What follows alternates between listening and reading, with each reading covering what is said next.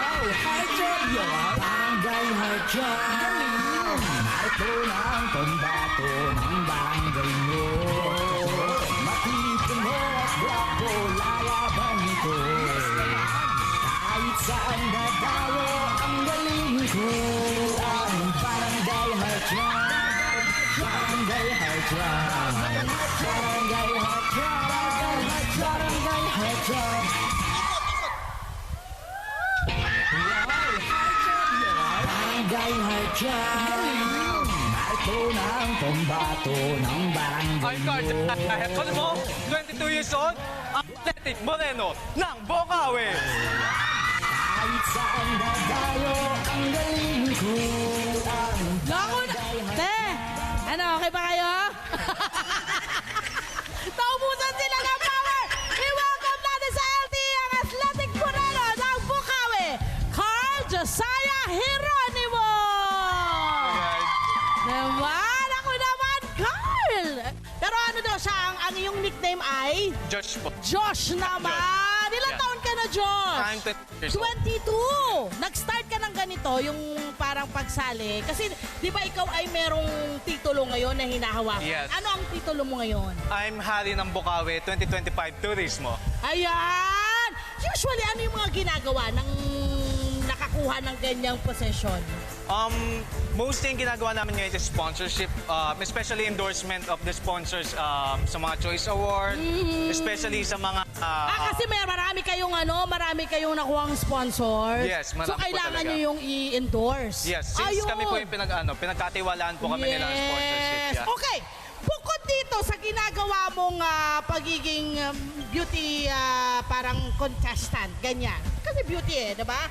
Ano pa yung, ito, meron kang taekwondo. Yeah. Ano ang belt na hawak mo ngayon? I'm currently blue belter right Ano now. ibig sabihin ng blue belter? So basically, meron tayong tinatawag na white, yellow, red, then I'm blue belter. So 2 stages na lang in Taekwondo belt. I'm going to become black belter. Kailan mo naman inaaral itong pagiging taekwondo belter mo?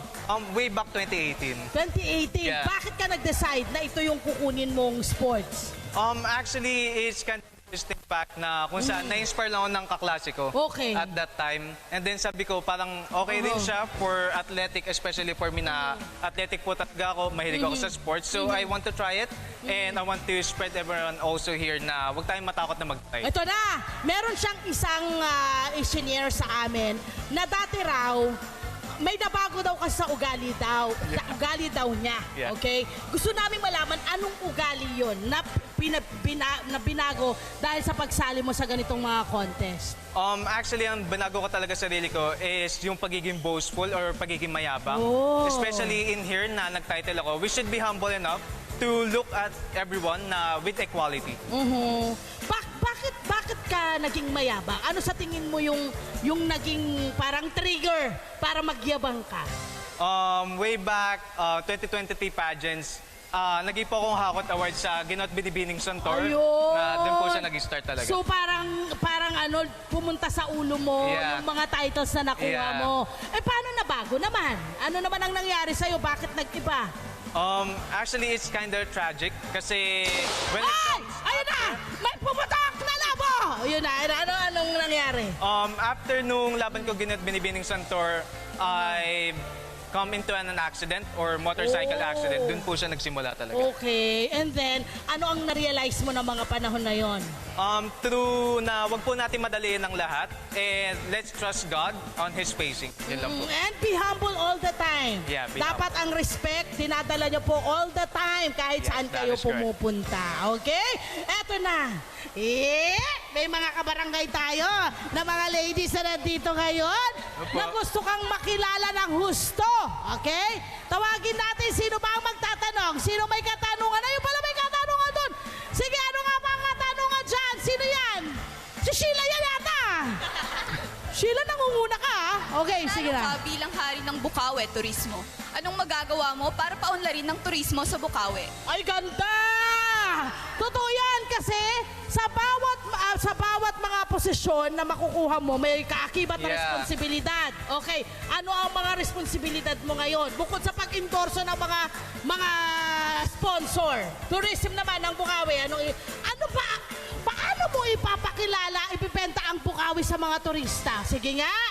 Especially Josiah? right now, as we all know, that technology is growing, so we should adapt to it. We should use our technologies, especially our social media, YouTube. We can create reels. Especially right now na marami tayong natatagpuan na hidden gems on our municipality. Ano ang mga magagandang meron or unique sa Bukawi na wala sa ibang lugar? Actually, it's all about our history. Yes. Especially on our Agua de Espatables. Marami kami niyan. Marami kayo ditong mga event, no? Yes, At- historical events. Yes, Yeah. correct. Okay, may isa pa raw. Sino ito? Nung Yes, go! naging madali ba sa'yo ang confidence nung nagsisimula ka pa lang sa pageants? Pagdating daw sa pageants, yung confidence mo ba nag-start na doon o paano? Unti-unti? Tama ba? Tama ba yung tanong niya?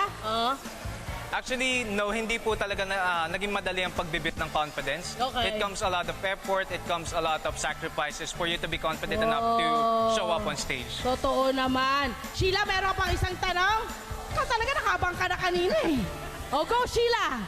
Pagdating ba sa pageant, saan ka pinakanahirapan? Sa modeling, sa talent portion, o sa question and answer portion? Oo nga, may question and answer. Yeah. At saan ka nahihirapan sa tatlong yon? Pinaka nahihirapan ko ay sa aking talent portion because Ay, talent? Yeah. Ay, may talent ka na!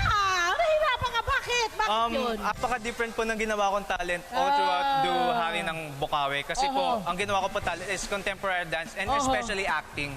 So you have to portray someone that are not you. So mahirap po talaga siya. Totoo. Pero ano naman ang iyong parang tip sa mga kabataan na gustong pasukin ang ganito? Yung... So po,